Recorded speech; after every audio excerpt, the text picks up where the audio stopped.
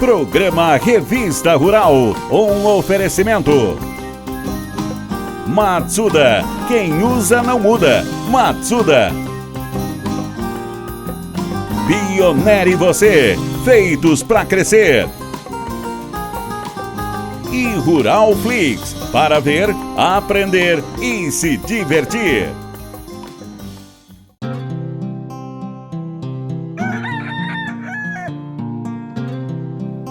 Queridos amigos, é sempre bom ter vocês por aqui. E a gente vai fazer de tudo para que você se sinta em casa, curtindo conosco o melhor do agronegócio. Veja os assuntos de hoje. Tudo sobre o plantio de milho safrinha. Animais silvestres ganham uma segunda chance na natureza. Um pimentão que vai bem em todas as regiões do país. Castanha do Pará é um tesouro na floresta. Começa agora o programa Revista Rural, a sua revista eletrônica do agronegócio.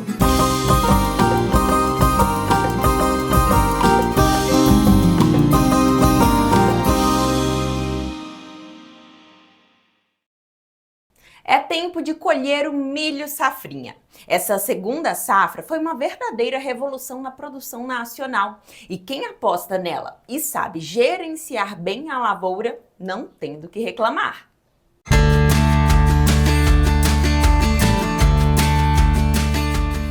Uma família italiana que desde lá no velho continente trabalhava com a agricultura.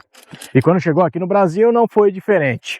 Muitas décadas se passaram e hoje eles são uma fazenda referência na produção do milho safrinha. Minha família era produtor desde quando estava na Itália, né? Meus avós já mexiam com agricultura lá. E vieram para cá depois da Segunda Guerra Mundial, né? E se instalaram em Pedrinhas Paulista. E eu, desde pequeno, eu sempre gostei muito de mexer com a parte da agricultura. Tanto é que a gente morava numa fazenda, né? E minha mãe tinha uma horta muito boa lá. E a gente estava todos os dias nessa horta. E eu lembro que meu pai, ele comprava semente de soja. Eu era pequeno, ia lá, furava a sacaria e levava na horta para plantar, para ver como é que nascia, curiosidade de criança. Eu comecei a trabalhar muito cedo, 7 anos, 8 anos eu já estava trabalhando. Então,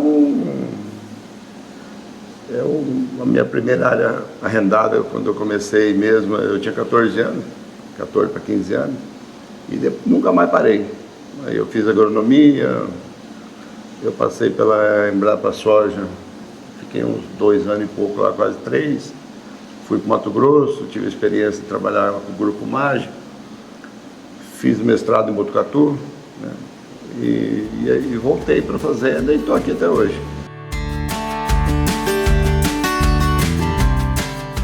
Quanto hoje tem de milho safrinha plantado aqui? Essa fazenda tem uns 350 hectares.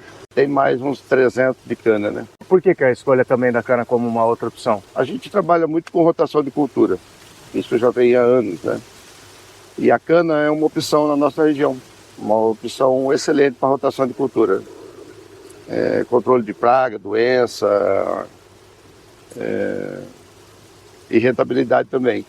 E os últimos anos nós temos sofrido muito com estresse hídrico, temperatura alta, preços ruins dos grãos, né? Então a cana foi uma opção da gente ter uma renda a mais segura na propriedade. A questão de manejo aqui do teu milho safrinha, quais são as principais ações que vocês tomam, as ferramentas utilizadas para chegar agora aqui na colheita e ter esse pé bonito aqui de milho? Nós estamos nessa propriedade já faz mais de 20 anos, então isso já começou há 20 anos atrás, entendeu? Você não consegue fazer um manejo da noite para o dia numa área. Então, aqui foi feita uma correção de solo ao longo dos anos muito boa, né? Calagem, gesso, fósforo e rotação de cultura, principalmente a rotação com feijão, aveia branca, e cana, né? Então viemos estruturando o solo há anos, né? Então eu acho que a chave do negócio é você ter uma persistência, o foco, né? Determinação, para elevar a fertilidade do solo, porque o patrimônio nosso é o solo, né? Nosso patrimônio é o solo, nós temos que cuidar da parte biológica, você entendeu? Da parte química, biológica do solo. E nós gostamos muito dessa rotação de cultura, dessa rotação de plantas. E fazia muitos anos que a gente não conseguia fazer milho-verão, que o milho-verão quebra as pragas e doenças de soja. Como a cana quebra praga e doença de outras culturas, o milho quebra da soja. E nós paramos de produzir milho-verão aqui devido a uma praga nova que surgiu, que é a cigarrinha, que é transmissor do vírus, né, Molicute. E então ainda tinha ficado muitos anos sem saber lidar com a praga, né? Qual manejo usar, qual material usar, qual híbrido usar, qual inseticida usar. Então, e agora, já faz uns 4, 5 anos, começou a clarear, né? Começou a clarear híbrido, genética, produto químico, né? Tem os produtos químicos novos de excelência vindo no mercado. Então isso possibilitou a gente fazer a rotação de milho-verão com milho safrinha. Esse milho safrinha é um milho em cima de milho-verão. Isso há 2, 3, 4 anos atrás seria impossível, né? E hoje com genética, né? E produto químico, biológico, né? Possibilitou essa experiência, né? E voltar a fazer a rotação. Porque a soja em cima de milho-verão, né? A soja, quebrando um ciclo da soja, quando entrar com soja novamente, a tendência de produtividade 15, 20% maior, né? Então, isso é uma coisa que nós fazemos há anos, esse manejo, essa rotação, e isso estava impossível ser feito. E agora, né, como eu disse, esse aliado genética com um produto, né, de excelência, possibilitou a gente conseguir trabalhar com essa rotação novamente. O fato de ter um milho safrinha em cima de uma área de milho-verão, por conta do solo, toda essa preparação que você está me contando, te trouxe mais qualidade no resultado final do milho safrinha? Sim, sim, com certeza. As ótimas produtividades que nós estamos tendo, mesmo milho sobre milho, isso vem do que foi feito no passado, né? Sem dúvida. E para o sistema, isso é excelente. Para a soja, no próximo verão agora, isso é o filé mignon para ela, né? Ela estaria no... Tirando esse milho safrinha, vem soja? Soja. Nessa área? Sim. E aí ela vai pegar todas essas características de um milho verão, de um milho safrinha, para essa safra dela? Que na verdade foi o milho safrinha, depois o milho verão e agora a safrinha de novo. E ela vai... São 3 milhos. E ela vai herdar? Sim, ela vai entrar numa área com uma quantidade de matéria orgânica maior, uma inserção de nitrogênio no sistema maior. O milho devolve muito potássio no solo. E tem um fator que esse sistema de cultivo, ele baixa muito a população de nematóide, muito, e fungo de solo, que são maléficos para a soja. O milho não tem problemas, entendeu? Então ele baixa essa população. É uma planta que ela tolera mais estresse hídrico, ela fica livre, né, de ataque de nematóide, fungo de solo. O benefício para a soja é muito grande. E no passado a gente usava o milho-verão também para rotacionar herbicida, né? Se você reparar, você vai ver que não tem planta daninha na área. Então a rotação de herbicida também a rotação com milho-verão é uma excelente alternativa. Para você ver o benefício que eu vinha falando das duas palhadas, três palhadas de milho sobre milho. Isso aqui nós vemos aqui, ó. Ó, você dá uma olhada que a cobertura de solo, a cobertura não tem 1 centímetro de solo descoberto. A cobertura de solo dá 100%. Isso da palha da safrinha. O que acontece? A palha da safrinha, ela está em cima de uma palha do verão. Então, a palha, ela apodrece, ela mineraliza, ela apodrece muito rápido quando ela está em contato com o solo. No caso dessa daqui, está em contato com a outra palha do verão ainda. Se você ver como é, ó, isso aqui é o resto do milho verão, né? Isso aqui é o resto do milho verão. Aí se você abrir aqui, ó essa camada de palha aqui é do milho safrinha. Nós temos uma outra camada aqui, ó, dá uma olhada aqui, ó, essa aqui, ó, é uma outra camada por baixo, que é do milho verão. Tá? Aí você pega o solo, ó, você cavou com a mão, ó. Isso aqui faz mais de 20 dias, 30 dias que não chove, ó. Você cavou com o solo com a mão, ó, entendeu? Então ele solta o solo, né? É como se fosse uma descompactação natural, né? E quem faz isso é as próprias plantas e os micro-organismos, né? Então o benefício é muito grande. Era uma pena a gente ter ficado quase 5 anos aí sem poder trabalhar com milho verão. Mas agora eu acho que vai engrenar, né?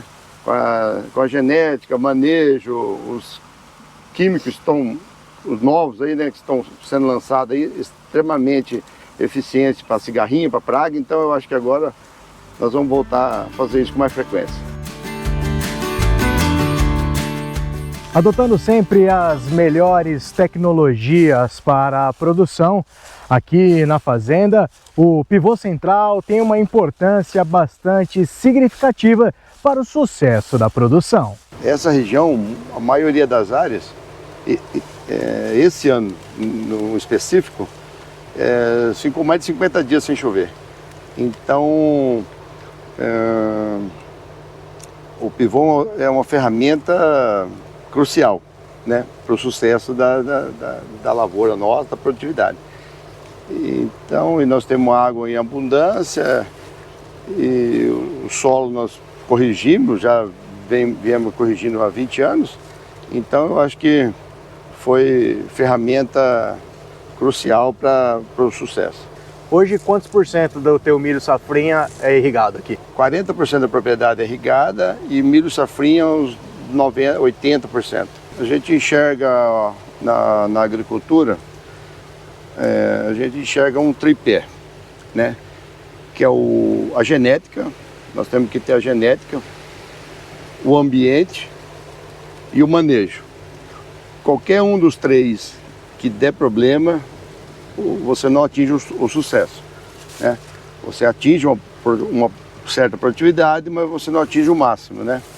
Então não adianta você escolher uma excelente genética e o ambiente não colaborar, né?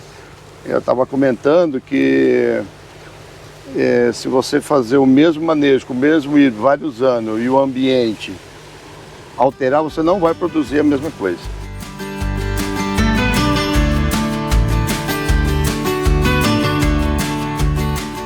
Bom, depois da gente conhecer um pouquinho do dia a dia, do manejo, do trabalho aqui da Fazenda Espírito Santo com o milho safrinha, claro que nós vamos também acompanhar a colheita. Estamos aqui exatamente na colheitadeira, né, Salvatore? Aqui é uma parte até que divertida, né? Pilotar uma máquina dessa e também fundamental exatamente para aquele trabalho todo que a gente tem conversado. Qual que é a rotina de colheita de vocês desse milho safrinha? Nós começamos a colheita do milho aqui com em torno de 24 de umidade, 24, 25 para baixo. E nós pegamos umas 10 horas da manhã, 11 horas, com a temperatura já mais alta, e vamos até umas 8, 9 horas da noite. Fazer a colheita noturna também. Sim. Quando tem umidade, quando o milho está com umidade mais baixa, 16, 17, 15, aí vamos até meia-noite, 1 hora.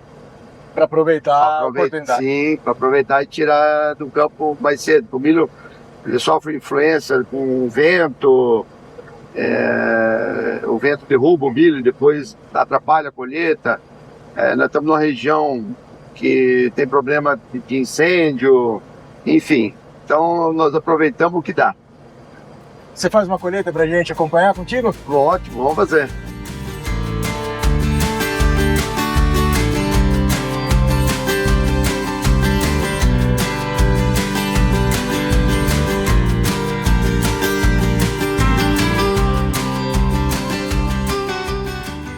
Enquanto a gente vai passando aqui a colheitadeira, nós já vamos deixando a palha também no chão, beneficiando a próxima cultura.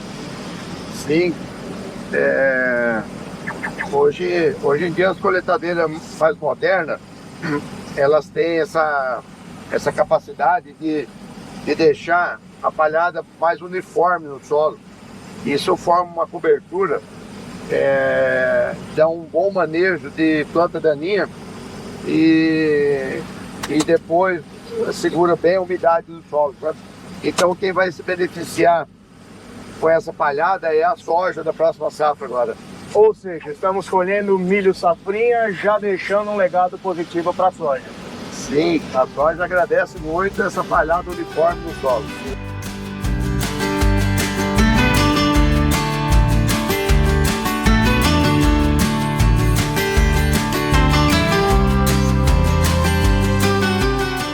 Fala um pouquinho da parceria que vocês têm com essa fazenda e com o Salvatore, né, o produtor aqui, que a gente vê esse trabalho desenvolvido, falando aqui do milho safrinha, o grande trabalho que ele desenvolve unindo esses 3 pilares de produção, né? Certo. Bom, o Salvatore a gente tem uma parceria recente com ele, mas já é uma parceria muito forte. Nós começamos nessa safra 24-25, fazendo alguns testes de produtos, principalmente aqui, na verdade adicionando portfólio BASF e um manejo que ele tem que já é muito robusto.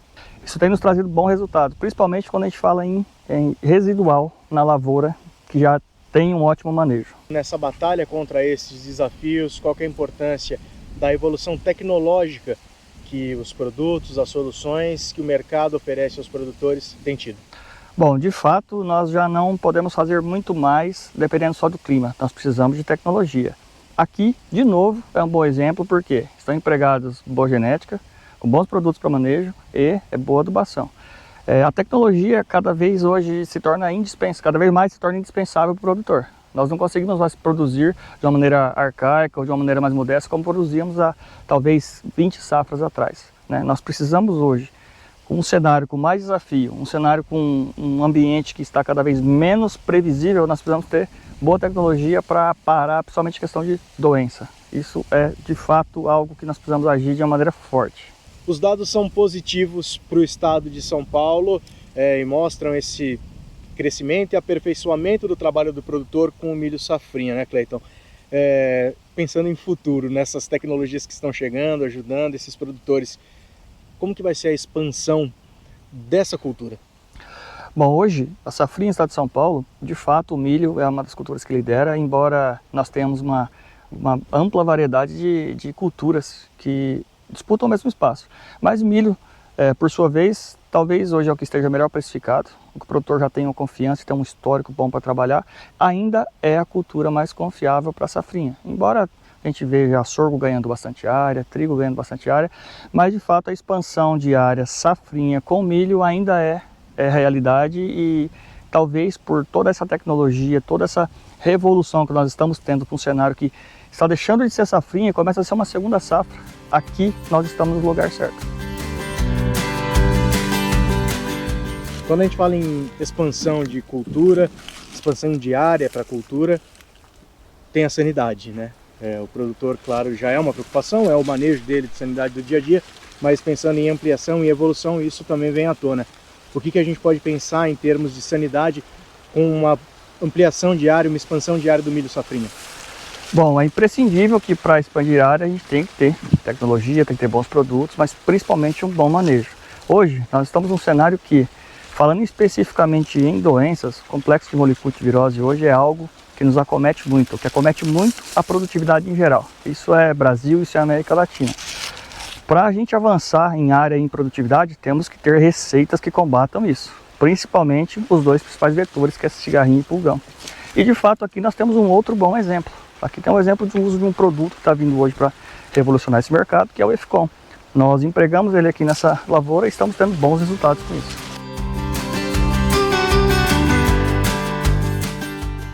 Esse aqui já é o milho pronto para ser colhido e depois comercializado. Mas para ele chegar nessa forma aqui e nesse estado perfeito para colheita, tem toda uma ciência por trás que faz parte principalmente da planta, né? Tem o antes de chegar nisso aqui. Exato. Hoje, para a gente colher uma espiga de fato graúda, com grãos sadios, grãos cheios, nós precisamos ter um manejo que leve a planta até o final do ciclo com sanidade. Plantas sadias, fechando o seu ciclo naturalmente, senescendo de maneira natural. Aqui é onde a gente não quer que chegue os sintomas finais de enfesamento. Essa fase aqui é crucial para que a planta permaneça em pé até a colheita. Dados de 2025 da Conab para o milho safrinha no estado de São Paulo apontam uma produção de até 114 milhões de toneladas, com uma produtividade média na casa dos 6.800 quilos por hectare. Salvatore, qual que é a tua realidade em produtividade, o quanto você vai colher desse milho safrinha aqui? Aqui nós estamos numa produtividade em torno de 9 a 10 mil quilos por hectare. A fazenda passa por uma questão que em teoria seria um problema. Sua região fica na casa dos 340 metros de altitude, quando o ideal para a melhor produtividade dessa cultura é a partir dos 700 metros. Mesmo assim, o trabalho se tornou referência e tem seu mercado bem definido. Nós sofremos um pouco com a diferente amplitude térmica, né? Nós temos uma temperatura mais alta, tanto durante o dia quanto durante a noite aqui. Mas existem materiais genética hoje que ajuda nessa, não compensa, mas ajuda nessa compensação de altitude, né? E um manejo bem feito, um trabalho de fertilidade de solo bem feito tem ajudado bem. Tem ajudado muito a gente a atingir uma produtividade acima da média. Salvatore, hoje qual que é o panorama de mercado do milho e do milho safrinha que você enxerga, você observa no Brasil, e também qual que é a destinação desse teu milho safrinha hoje? Nós optamos por plantar milho verão, já vamos começar pela safra do milho verão. Nós optamos por plantar milho verão devido a essas oscilações dos preços de soja, dólar, e o milho é um mercado mais interno, né? Então você trabalha uma commodity que você consegue trabalhar melhor internamente. Aí você não fica refém de Bolsa de Chicago, soja, dólar, enfim. E sem contar o fator do benefício que o milho me traz, que é manejo, ele baixa a população de planta daninha, de nematóide, de fungo de solo, entendeu? E você consegue ter uma liquidez dentro do país mesmo, né? Dentro do Brasil, nacionalmente, sem muita influência exterior, né? E o milho, ele está sendo utilizado para etanol. Existem muitas fábricas de etanol de milho. E isso tem um consumo muito alto, né? Então, eu acredito que o milho ele tende a se manter ou até subir um pouco o preço de mercado. E a destinação do teu milho safrinha? Foi 100% para granja. Para granjas que dentro do estado mesmo.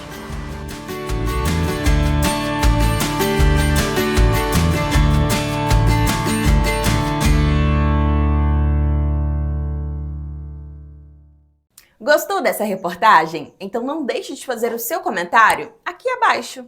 Se quiser, pode sugerir outros assuntos também. Suas ideias são muito bem-vindas. E o seu comentário pode ser lido aqui no próximo programa. Não esqueça de dizer seu nome completo e onde você mora. Mande a sua mensagem, queremos ouvir você. E queremos agradecer as mensagens de carinho dos nossos espectadores.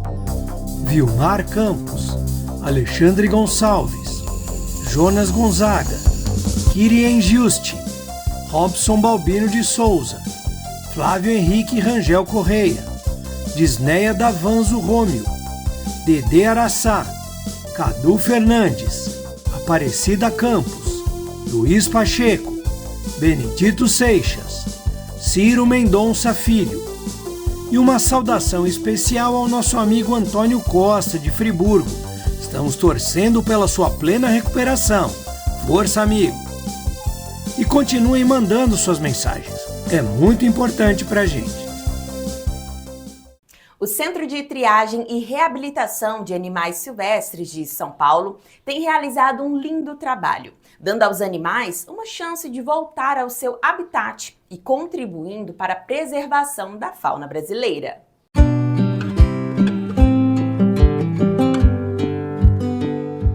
Nutrição, abrigo e reabilitação. Esses são alguns dos benefícios que os animais silvestres resgatados encontram aqui, nos CETRAS. O objetivo é receber, reabilitar e retornar os animais para a natureza. O maior volume que a gente recebe hoje são de animais apreendidos pela Polícia Militar Ambiental, Polícia Civil, IBAMA, Polícia Rodoviária e prefeituras. E vem também animais resgatados, tanto de munícipes quanto de autoridades policiais. Então são animais que se acidentam em linha de pipa, atropelados, eletrocutados ou filhotes órfãos que por algum motivo precisam ser retirados dos seus ninhos.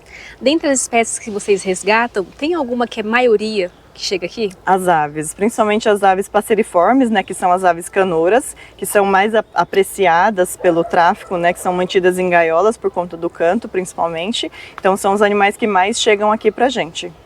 E quando vocês resgatam, tem um índice de sobreviventes? Sim, a gente, dos animais recebidos, cerca de 70% a gente consegue retornar para a natureza. Tem uma pequena porcentagem que às vezes não consegue voltar para a natureza por conta de lesões permanentes, por fratura de membro, por ausência do membro, né, de uma asa, de uma pata, cegueira, atrofia de musculatura, tudo isso por conta dos maus tratos sofridos desde o transporte até a captura. Então esses animais eles podem ter algum tipo de lesão permanente que impossibilite a soltura. E aí eles são encaminhados para mantenedores de fauna ou para zoológico. Quais são as etapas realizadas desde a chegada do animal até a pós-soltura? Primeiramente, quando eles chegam aqui é feita uma ficha de entrada, né, independente de quem está trazendo, seja uma autoridade policial ou um munícipe. Nessa ficha de entrada vem todos os dados, né, de onde o animal foi resgatado, apreendido, quanto tempo ele estava nesse local, alimentação, o máximo de informações que a gente puder coletar. Cada animal ele é avaliado por médicos veterinários e biólogos, é colocado uma marcação nas aves, uma anilha, e nos répteis e mamíferos um microchip. E aí, dependendo da saúde, esse animal ele pode ser encaminhado para um recinto, para internação, para uma intervenção veterinária ou para a sala de filhotes, no caso dos ninhegos que chegam. Como é feito o planejamento de enriquecimento ambiental de acordo com cada espécie? O objetivo é que os animais eles tenham um ambiente o mais parecido possível com o que eles têm na natureza. Como a gente tem todos os recintos são coringas, né, então a gente precisa fazer essa adaptação, essa aclimatação em cada recinto. Então vai desde colocar folhas, galhos, frutos inteiros pendurados, insetos em troncos. Tudo isso a gente vai pensando de acordo com a biologia da espécie e vai readequando de acordo com a interação dos animais, e sempre precisa ver se isso tem uma interação positiva ou negativa, porque às vezes o enriquecimento ele pode não ser favorável, pode causar uma briga, então você tem que mudar a estratégia para isso. Você estava comentando que tem alguns cuidados, que a gente não pode tratar eles como se fossem pets, né, porque eles vão voltar para a natureza, Isso. Mas também tem um cuidado no caso de animais que eles são caçadores, e aí tem algum estímulo que vocês fazem aqui? Sim. Por exemplo, corujas, quando elas chegam filhotes, a gente vai oferecendo alimento picado, como se fosse os pais mesmo, deixa à disposição. Conforme vê que eles vão comendo, vai oferecendo pedaços maiores, depois coloca só inteiro, então no caso codornas, ratos, que a gente tem o biotério aqui, camundongos. E aí depois, quando elas vão para o recinto, que já terminaram de crescer as penas, a gente oferece essa presa viva, né, para ver se o animal ele consegue caçar. Quando ela já está caçando, que a gente vê que ela está preparada, aí a gente solta. Então, a gente sempre vai oferecer presa viva para esses animais que são carnívoros. Para capturar filhotes de sagui, os caçadores sacrificam as mães, atitude que impacta na vida e no comportamento desses animais para sempre. Eles são muito inteligentes e eles acabam imprintando muito com as pessoas, né? Então é muito difícil a gente conseguir que esse comportamento volte 100%. Então, no caso dos saguis em especial, a gente, além dessa socialização, porque os primatas eles são muito territorialistas, então para você soltar um grupo de primata num determinado lugar, você não pode ter outros primatas naquele lugar. Tem um outro problema que é a questão dos híbridos, né? Naturalmente aqui em São Paulo a gente tem a espécie de Calitrix aurita, que é o sagui caveirinho, não sei se mas não sei se você conhece, mas é um bicho que ele é endêmico da Mata Atlântica e ele é ameaçado de extinção hoje por conta de destruição de habitat e por conta de terem sido introduzidas essas outras espécies de sagui. Então, às vezes uma pessoa tem um sagui, aí pega filhote porque é bonitinho, e aí chega uma hora que o bicho começa a fazer xixi pela casa, morde alguém, então a pessoa vai lá e solta esse animal. E aí ele acaba estabelecendo população, se junta com outros indivíduos que foram soltos de forma irregular, e aí vai destruindo o habitat daquele sagui que era endêmico da Mata Atlântica, que hoje ele é ameaçado de extinção por conta disso. E aí eles vão cruzando uma espécie, por exemplo, sagui de tufo branco, que é do Nordeste, sagui de tufo preto, que é do interior de São Paulo. Hoje a gente consegue avistar essas espécies aqui em São Paulo por conta dessas solturas irregulares. Então, para você poder ter certeza, você precisa fazer o mapeamento genético para poder saber exatamente qual é aquela espécie. Porque às vezes você olha, ele tem os tufinhos branco, parece um tufo branco, mas ele tem características que condizem que ele tem uma mistura de espécies ali. Então é mais complicado de sagui. E atualmente, qual é a média de animais que vocês recebem nessa unidade por ano? De 6 a 7 mil animais por ano. Basta a estação do ano mudar que a gente já procura formas de se aquecer ou de se refrescar. Mas e no caso de animais que estão fora de seus ambientes naturais? É preciso tomar algumas medidas. Neste recinto, lonas de plástico e folhas de palmeira são instaladas.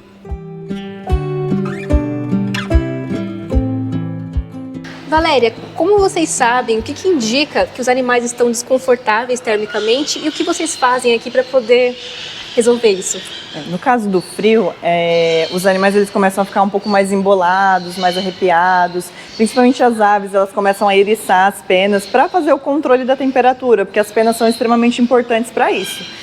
E no caso dos saguis, eles ficam mais parados, né, ficam mais prostrados, então a gente precisa agir rápido, porque os animais que chegam aqui eles já estão em situação de vulnerabilidade. A gente faz instalação das cortinas, instalação de caminhas para os mamíferos, oferecimento de uma dieta mais calórica, mais proteica, justamente para que ele consiga suportar todo o frio que é aqui em São Paulo. No caso do calor é mais agradável, porque a gente consegue fazer sorvete, faz os esguichos de água, né, de mangueira, para esses bichos poderem tomar banho. Então coloca umas folhagens dentro do recinto justamente para dar uma sensação de frescor.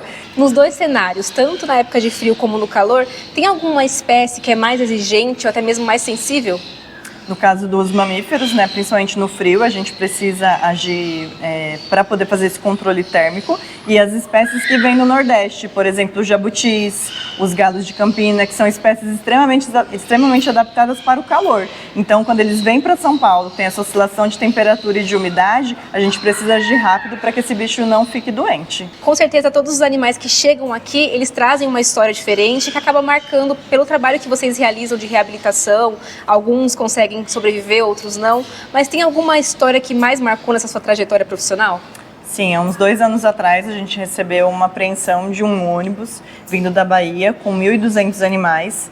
Desses, a gente já tinha muitos animais que estavam mortos por conta dos maus tratos, né? Desde a captura lá no Nordeste até chegar aqui, os animais eles iam ser vendidos para cá.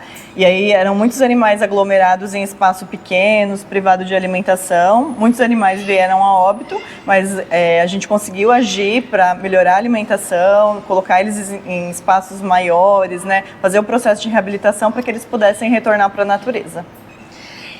Esse trabalho precisa ser feito, na maioria das vezes, porque há o tráfico de animais, né? Se você pudesse deixar uma mensagem para quem adquire esses animais, para que tenha consciência do que estão fazendo, o que você diria? Eu diria, não compre. É melhor a gente colocar o alimento, né, em comedouros para que as aves venham, para que a gente possa observar, porque tudo isso que as pessoas fazem, né, para poder ter um animal em gaiola, muitos outros morrem. Então, qual é o preço, né, que a gente paga, né, por estar destruindo tudo isso? Muitas pessoas falam que gostam de um animal e aí mantém ele numa gaiola, muitas vezes suja, com uma alimentação totalmente inadequada, e esse animal privado da sua liberdade de exercer o seu papel biológico, de poder conviver com outros indivíduos da mesma espécie. Então, acho que é importante, né, a gente trabalhar também educação ambiental com as pessoas, nas escolas principalmente, para que as pessoas possam entender o quão é importante, né, a conservação e não manter esses animais em gaiolas, que a gente precisa preservar o ambiente.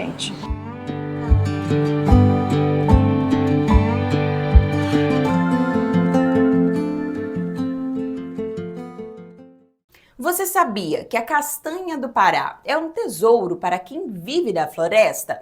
O projeto Rio Madeira da Embrapa Acre está fortalecendo essa cadeia, apoiando a coleta sustentável em áreas de crédito de carbono.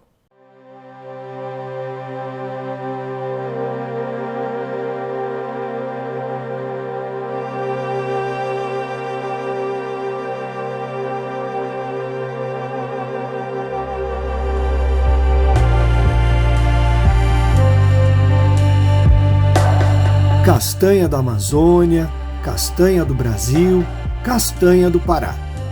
Essa é a nossa castanha. Chamada de várias formas, ela é fundamental na geração de renda para comunidades da floresta. E a sua exploração pode ser feita sem derrubar uma única árvore sequer. É isso mesmo. E para fortalecer essa importante cadeia, a Embrapa, em conjunto com a Future Climate Group, criou o projeto Novas Fronteiras. O projeto Nova Fronteira, ele é um subprojeto do projeto Rio Madeira, que é um projeto de carbono para a região, né, que beneficia os coletores de castanha da região. E com isso, o que a gente quer fazer? A gente quer que esses produtores eles tenham garantia de venda do produto deles, que a castanha ela seja sustentável, essa produção de castanha ela seja mantida ao longo dos anos e seja uma renda importante para eles. Então, quando a gente tem a qualidade da castanha, quando a gente tem uma visão de preservação desse castanhal como forma de garantir o sustento da geração atual e das gerações futuras, a gente ajuda como um todo a manutenção da floresta. Os resultados saltam aos olhos, mas o que mais chama a atenção é a transformação na vida das pessoas que dependem da floresta para tirar o seu sustento. Meu nome é Paulo Lima da Costa, nasci e criado na região, tem 56 anos. Minha lida na castanha, aqui mesmo está com 5 anos. Mas desde criança que eu acostumado a quebrar castanha, né? Porque não tem outro serviço para fazer, é quebrar castanha, né? Quando a castanha não tem, nem puxar diária por aí, trabalho empregado, mas sempre nós estamos aqui, né? Quebrando castanha todo ano, graças a Deus, né? A castanha que isso é praticamente uma mãe pra gente, né? A gente costuma chamar assim uma mãe, né? Ela criou muitos filhos, eu quando fui criado, meu pai quebrando castanha, né? E se não produzir a floresta, nós estamos mortos. Cada ano vai sofrer as consequências, né? Mais do que já está, né? Aí eu acharia que não mexesse mais na floresta para nós, não só para mim, porque nós é mais importante para todo mundo, né? Vários países aí dependem daqui, né? E se nós não cuidarmos, nossos filhos como é que vão sobreviver mais na frente, né? Porque você pode ver aqui no mato é outro ar diferente da cidade, é muito diferente. O ar aqui é puro, né? Você se sente mais vivo dentro da floresta. Eu primeiro me sinto, né? Sem a floresta ninguém sobrevive, sabe disso, né? A vida da gente é essa, né?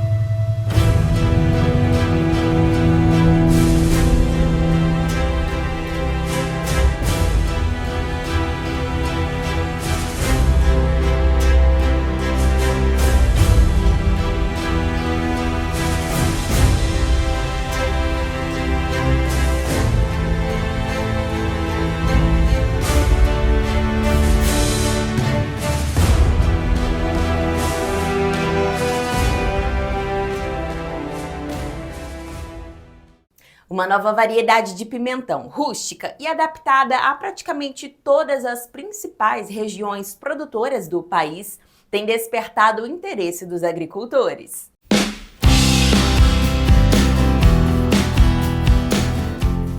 Para quem gosta de comer um pimentão, uma nova variedade está à disposição no mercado. Esse aqui é o pimentão Celeste. Quais são as principais características, o que é essa novidade que hoje o consumidor também vai poder desfrutar? Na verdade, esse lançamento de 2025, ele é um pimentão que vem para agregar principalmente em tamanho, você consegue observar esse grande diferencial. Qualidade de fruto, ele é um fruto bem lisinho, um verde bem intenso, escuro. Além disso, o pimentão, se a gente cortar ele, basicamente ele é composto por parede. Então ele tem essa parede mais grossa, que é justamente para ele ter maior tempo de prateleira, maior durabilidade na gôndola do supermercado para pós-colheita. E além disso, ele é um híbrido que apresenta excelente padronização, principalmente durante os períodos de colheita, que o pimentão ele vai produzindo em patamares E o grande desafio é manter essa padronização em colheitas com maior longevidade. E além disso, a gente tentou agregar os requisitos de resistência às plantas, né? Então ele é um híbrido que tem resistência a Xanthomonas, que é uma bactéria que num período de produção de verão, com alta umidade, ela vai trazer uma proteção maior aí para o produtor. E principalmente também uma tolerância à vira-cabeça, que é um vírus que incomoda bastante a produção em períodos mais secos, épocas mais quentes. Então ele apresenta uma certa tolerância a esse vírus, garantindo aí uma segurança um pouco maior para o produtor de produtividade e de colheita.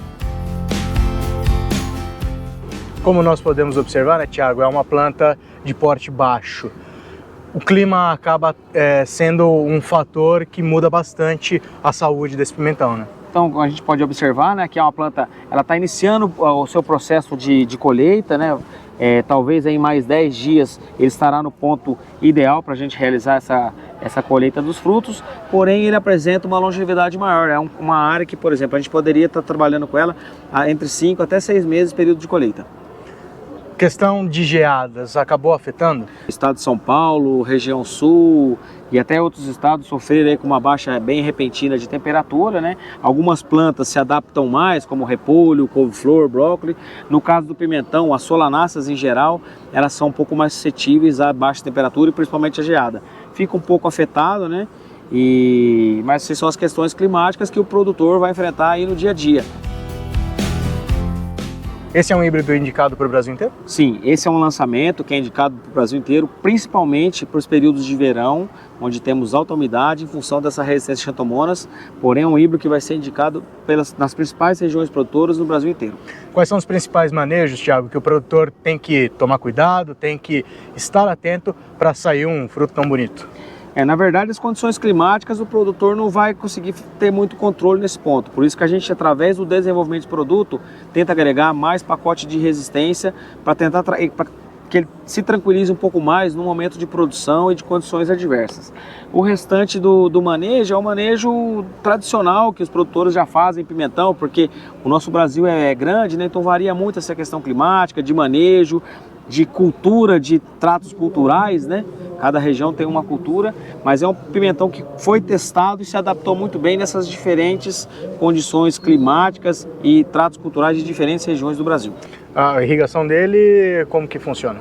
Aqui no nosso caso, a gente trabalha com fertirrigação, né?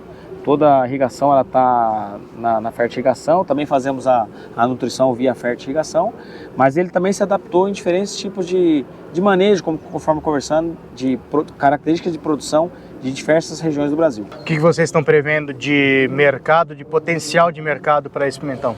Ele é um híbrido que está saindo agora, inicialmente teve uma excelente aceitação, e para a gente tem uma certeza muito grande que nos próximos 2, 3 anos aí ele vai ser consolidado no mercado, principalmente por essa qualidade e padronização de frutos.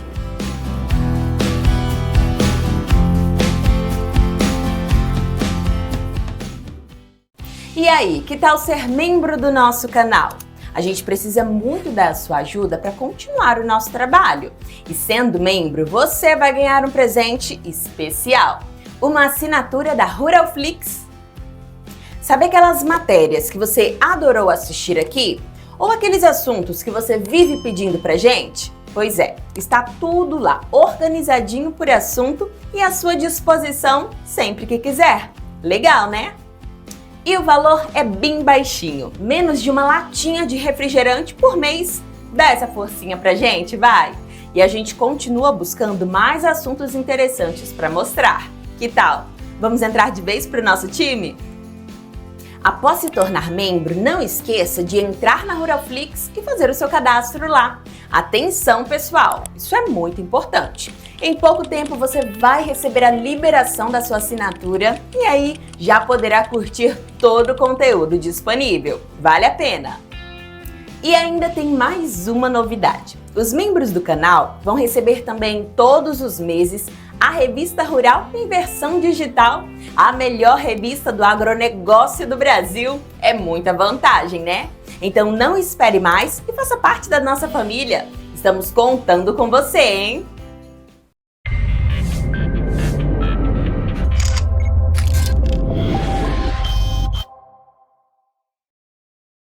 Olá, sejam bem-vindos a mais um programa Matsuda em Foco, aqui no nosso canal do YouTube. Então, você que ainda não se inscreveu, aproveite, se inscreva e ative as notificações clicando no sininho para não perder nenhum conteúdo. No programa de hoje, vamos falar da influência da nutrição na qualidade do leite. E para falar sobre este assunto, o zootecnista do Grupo Matsuda, Leonardo Sabatini, está aqui ao meu lado. Seja bem-vindo, Léo. Um bom dia para você. Muito obrigado, Suelen. Bom dia a todos aí que estão nos assistindo. Como a alimentação das vacas leiteiras impacta diretamente a composição do leite, incluindo o teor de gordura e proteína?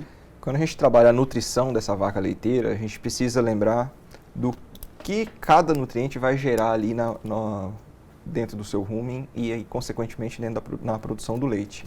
Então, trabalhar com teores muito altos de energia, a gente vai ter uma produção de determinados ácidos graxos dentro do rumen que vão favorecer produção maior de leite, mas uma qualidade menor ou um teor de gordura menor.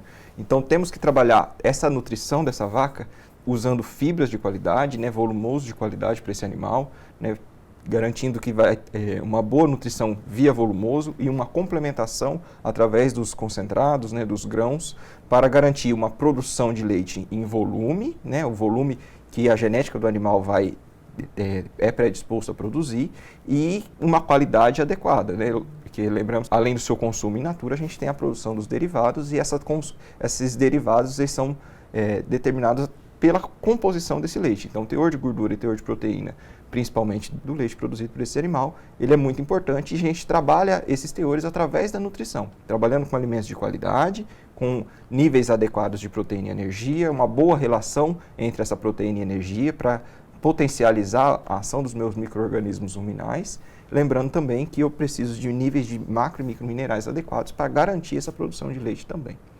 Ô Léo, e quais são os principais nutrientes que devem estar presentes na dieta para garantir a qualidade do leite e a saúde do rebanho?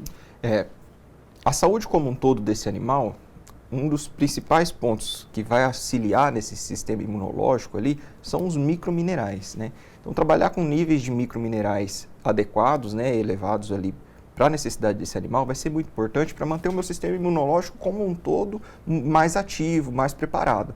Porque uma vaca de alta produção, como ela tem uma glândula ali trabalhando muito, o risco dessa glândula ali estar tendo contato com o patógeno é muito grande. E eu tendo um sistema imunológico ativo, o próprio animal vai ter condições ali de estar combatendo esses micro-organismos, esses patógenos que podem estar adentrando ali a glândula do meu animal. Com isso eu garanto uma glândula mais saudável, um animal mais saudável, uma glândula mamária mais saudável, eu tenho uma produção de leite melhor, garanto qualidade aí de leite e lucratividade para o meu produtor.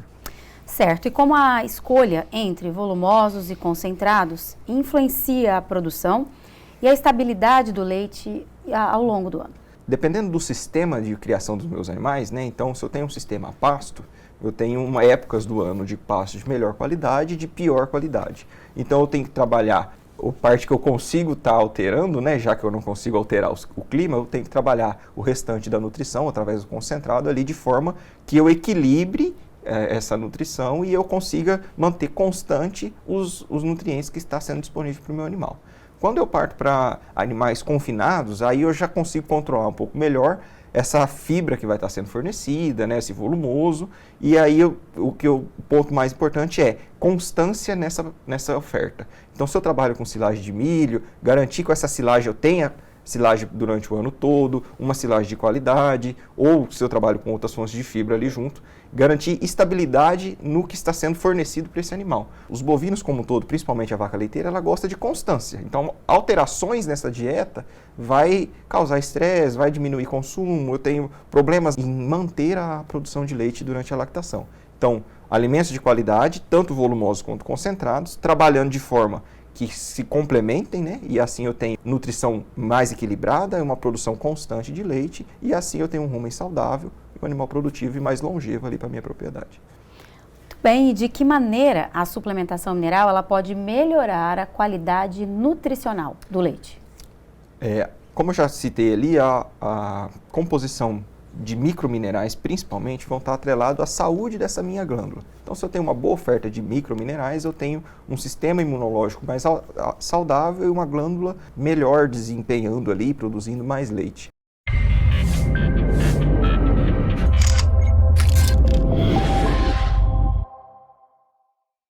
Para assistir essa entrevista completa de forma gratuita, é só acessar a Ruralflix e fazer o seu cadastro lá. E aproveite também para dar uma passeada por todo o conteúdo disponível. Vale a pena! Você já viu o RR News dessa semana? Pois olha, ele tá cheio de notícias importantes sobre o agronegócio. O RR News é o novo jornal da revista Rural, que traz tudo o que rolou durante a semana e o que é melhor, com a qualidade que você já conhece. É só acessar o nosso canal no YouTube e assistir. Vale a pena! Já pensou em criar mini cabras? Essas belezuras servem para quase tudo, até mesmo como bichinho de estimação. Acredita? Confira a reportagem.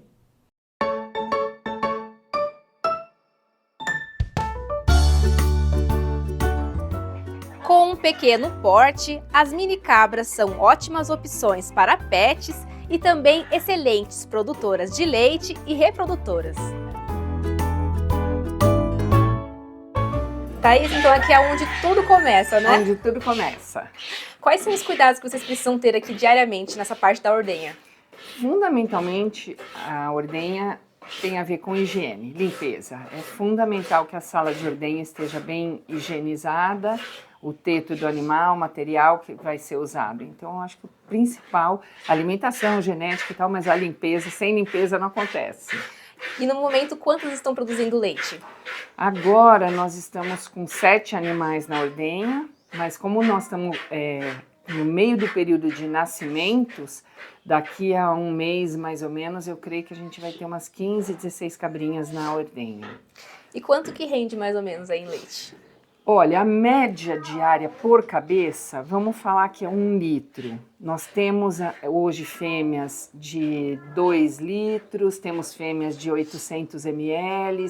Na verdade, a gente vem buscando esses resultados. Eu creio que esse ano ainda não sei te responder, mas lembrando que a gente faz apenas uma ordenha, que é a da manhã. A gente não faz 2 ordenhas.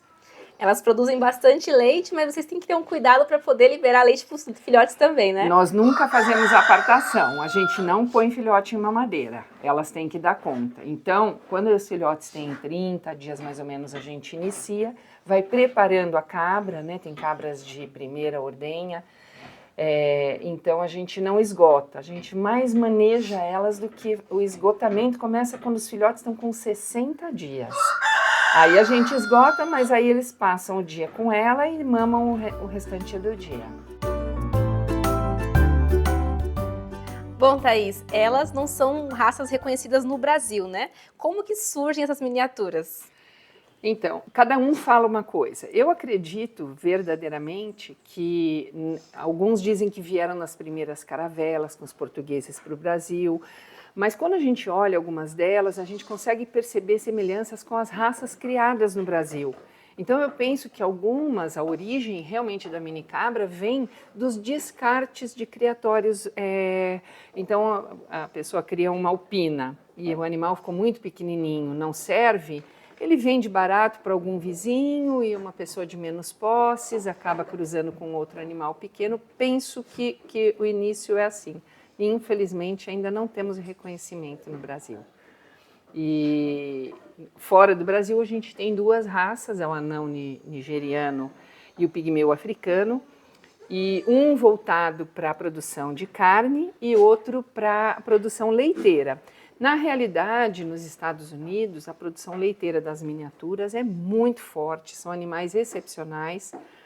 E no Brasil a gente não tem muito criador voltado para isso, que é a minha paixão. Se a gente pensa em animais de 20 quilos produzindo 2 litros de leite, é 10% do peso dele, é um número excepcional, né? São ótimas mães, são animais dóceis, são animais rústicos, prolíferos, precoces. Se a gente não cuidar, com 10 meses está nascendo o primeiro filhote. E longevos também. Eu estou com a Berenice, que eu te mostrei, né? Uma cabra de 10 anos, que teve trigêmeos o ano passado e esse ano com gêmeos. Agora é 1 parto por ano.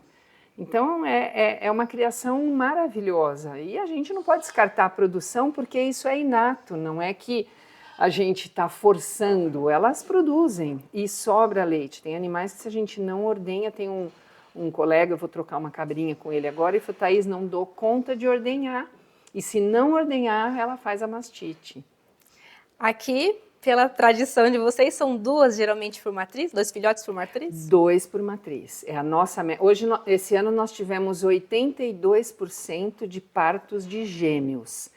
Nós tivemos 6 cabras com trigêmeos, sendo que 3 delas foram vendidas para clientes. O cliente está rindo de orelha a orelha, né? Porque nasceram trigêmeos. E este ano nós tivemos pela primeira vez um parto de quádruplos. E elas criam sozinhas. Interferia em um da Abigail, né? Ela está com trigêmeos, não está dando muito conta, eles estão maiores, mamam muito. Mas a maioria delas cria sozinha, sem a nossa interferência. E como vocês fazem o planejamento da monta aqui? A gente faz. Eu gostaria de dividir mais essa monta, porque realmente o período de maior de fazer a monta é o início do ano, dezembro, janeiro, fevereiro, e os partos começam a acontecer em junho, julho, né, que é o auge do inverno. Mas aí eu separo aqui hoje, o que eu levo em conta é a produção leiteira. Então eu pego os nossos 4 machos, a exceção é só um, é o Jericó, que é um animal tricolor, ele ajudou a colocar cor no rebanho.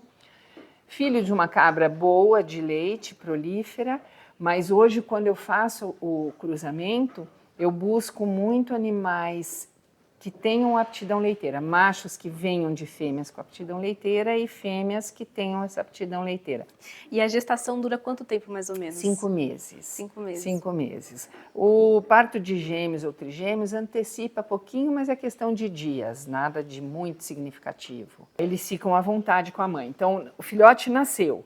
Pode ser uma cabra de 10 anos, como a Berenice. A gente vai nos 2 tetos ver se está tudo ok, se está saindo o colostro normalmente. Observamos, a gente fica muito presente para vê-los mamando. Então, normalmente, eles ficam à vontade, a gente não interfere. Percebemos, sai o leite, o filhote foi em busca do teto. Elas são muito boas mães. E nos primeiros 30 dias eles ficam com as mães 24 horas. As cabras com até 15 dias de parida, 20 dias de parida, vão cada uma para suas baias com seus filhotes para ficar mais tranquilo, para comer, para zelar do filhote. Né? Quando dá 10 da manhã, mais ou menos, a gente abre as portas e aí todo mundo à vontade. E os filhotes só mamam ou também comem ração? Então, aos 30 dias, mais ou menos, às vezes pode ocorrer, com 5 dias você vê um filhote com uma folha na boca, mas é mais uma imitação. Assim como às vezes a gente vê um machinho de 20 dias tentando montar num outro animal. Isso é a simulação, são as brincadeiras simulando a vida adulta. Mas aos 30 dias eles começam a se alimentar normalmente no feno, no verde, no volumoso, né? E com 35, 40 dias, eles começam a buscar o concentrado que fica à vontade para eles. E aí eles ficam com a mãe até o momento da separação ou da venda.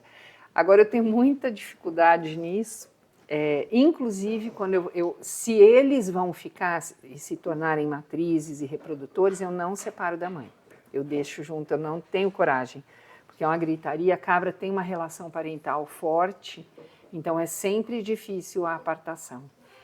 Em que momento que os filhotes são vendidos? A partir dos 90 dias. A gente entra com a vacina. O protocolo vacinal para caprinos é aos 30 e aos 60 dias. Aqui nós fazemos a primeira dose aos 60 dias, a segunda dose aos 90 dias. A partir daí, eles estão liberados. Antes disso, eu não consigo. Não, a não ser que, por exemplo, uma cabra que não seja boa mãe, o filhote precisou de cuidados especiais, aí ele está na mamadeira, aí a gente faz a liberação. Senão, mesmo assim, eu já troquei filhote, eu tinha uma cabra que ia ser minha matriz, eu já tinha escolhido, e ela até tinha sido criada na mamadeira. A mãe morreu de picada de cobra. Nossa. Foi. E aí, essa cabrinha ia ficar e eu fiz uma venda, a cliente escolheu, era uma cabra pretinha. Quando eu peguei e desci, a mãe correu atrás de mim, a bebê gritando, a mãe chorando. Aí eu falei, não vou fazer isso. peguei a minha futura matriz e entreguei no lugar, porque para mim é difícil isso, porque a gente, enfim, respeita, não que eu tenha o afeto, falar, não posso vender, não tenho. Tem animais que a gente gosta mais e tudo, mas é o respeito nessa relação. Eu acho difícil falar, não, pronto, vou vender um negócio, um objeto, não consigo. Com uma média de 63 animais, a alimentação é feita com capim, feno, silagem de milho, ração e sal mineral. Qual o sistema que vocês adotaram aqui? Na verdade, eu não poderia dizer o confinamento pleno, porque elas não ficam trancadas. Nós temos piquetes, dentro de cada um dos piquetes a gente tem um espaço, um aprisco para elas se abrigarem de vento, frio, chuva e dormirem. Um espaço coberto onde a gente coloca a ração. E essa porta desse aprisco fica aberta 24 horas por dia. Eles entram e saem quando eles querem. Como em alguns locais, né, dos piquetes da área de lazer, vamos dizer, são menores, então a gente favorece com enriquecimento ambiental. A gente coloca mesa, pneu, para elas poderem brincar um pouquinho. Porém, nós não temos pasto à vontade e toda a alimentação é comprada. Você falou um pouquinho sobre a alimentação, mas a gente está vendo também que tem as folhas de bananeira, né? Conta pra gente que estratégia é essa. A banana acho que vai bem no Brasil inteiro. Ela produz fartamente aqui e ela tem uma ação vermicida. Ela é um vermífugo natural muito poderoso. Então, uma vez por semana a gente oferece para elas as folhas de bananeira, para todos os animais do rebanho. Além da alta produtividade, através da seleção e do melhoramento genético, o rebanho é bem colorido. Os machos têm um piquete onde ficam só os machos. Na época da monta, nós escolhemos a fêmea de acordo com critérios, ou cor, tamanho, aptidão leiteira, conformação. Aí a gente coloca as fêmeas que vão receber aquele macho juntas e fazemos a monta natural. Eles ficam juntos 2 meses, mais ou menos. E quantas cores vocês têm aqui? A cor é minha paixão, né? Nossa, é uma diversidade de cores muito grande. Esse foi um dos nossos grandes desafios, que foi colorir o rebanho nacional no Brasil. As miniaturas se restringiam a preto e branco, cinza. E a gente lutou muito para colocar o marrom, o tricolor, aí tem o café com leite, e hoje é uma diversidade enorme. É muito lindo, né? Para serem consideradas miniaturas, qual o tamanho e também o peso ideal? Como no Brasil nós não temos o reconhecimento da raça, então nós não temos um critério no Brasil estabelecido. Eu sigo os padrões americanos. Nos padrões americanos, até 60 centímetros eles consideram. Eu considero miniatura até 55 centímetros. O peso é difícil estabelecer medidas, mas eu tenho cabrinhas a partir de 17 quilos e as bem gordonas, como a marrom, 27, 26 quilos. Então vamos a um peso médio 23, uma altura média 46, 45. Com a procura bem diversificada, para a criação de mini cabras é fundamental ter um ambiente adequado e acompanhamento veterinário. Eu acho que precisa de um solário, um mínimo um quintal, uma área, vamos falar, de 7 por 7, piso de terra para que eles não escorreguem. Uma área fechada, eles precisam do aprisco, a cabra não gosta de vento, não gosta de frio, não gosta de chuva. Mais do que o meu cabelo, quando vai chover elas me avisam bem antes, porque o meu cabelo arrepia, mas elas somem antes do meu cabelo arrepiar, elas sabem, elas não toleram. E também elas não gostam de dormir no chão. O ideal é ter, a gente faz ripados de madeira mais altos para que elas possam subir. E o que o comprador deve avaliar na hora de comprar? Eu acho que é fundamental conformação. Quando a gente fala em miniatura, qualquer miniatura, de qualquer coisa que seja, é uma miniatura, não é uma aberração. Quando a gente usa muita consanguinidade, que é uma prática comum nos rebanhos de miniatura, então você coloca pai com filha, com neta, você começa a produzir aberrações. Então ele não tem uma sincronia. Então você vê um cabeção e o corpo pequenininho, as pernas muito curtinhas, mas um corpo de tamanho como se fosse um nanismo, né? Então, esses sinais são indesejáveis, isso não pode ocorrer. O animal tem que ter a conformação é fundamental.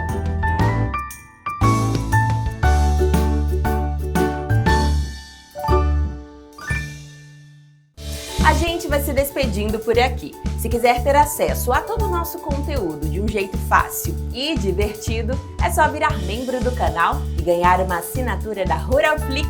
Aposto que você vai gostar. Uma semana abençoada para você e até a próxima!